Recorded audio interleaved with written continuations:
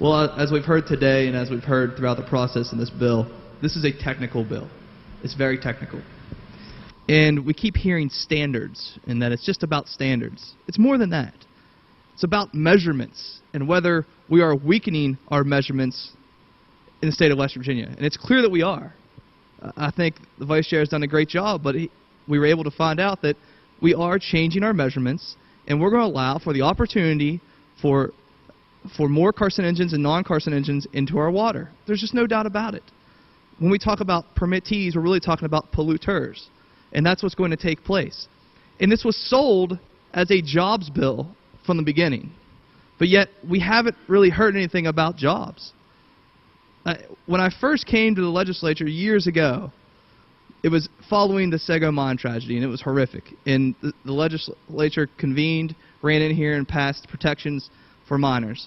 And I always wondered what it would be like to be in the legislature during that time, a pivotal time in our history. And I feel like we're here again, years later, failing to learn from our history. Because here's what we've been sold for decades. Decades after decades. It doesn't matter who's in power, Republican, Democratic, whatsoever. We've been told, just trust us. Just trust us. We don't need coal mine safety. And then a tragedy happens. Just trust us. We don't need workers' rights. Then a tragedy happens.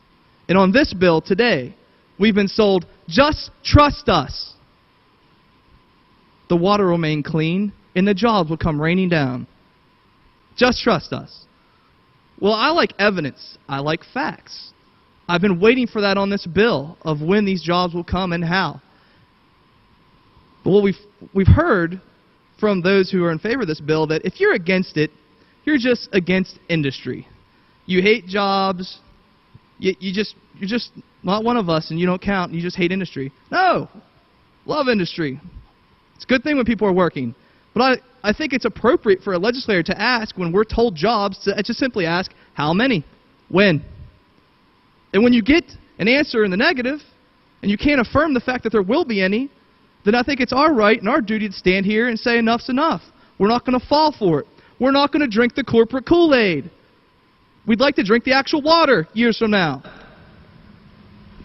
So I was looking through different policy concerns, and the Council of Churches pointed out something that I thought was applicable today for this bill. And this is their platform. All of you have received it. Hopefully you've read it. And this is where they stand in 2017. This is a top priority item for them. Water issues. We encourage the legislature and the Department of Environmental Protection to strengthen rules that safeguard water quality and quantity.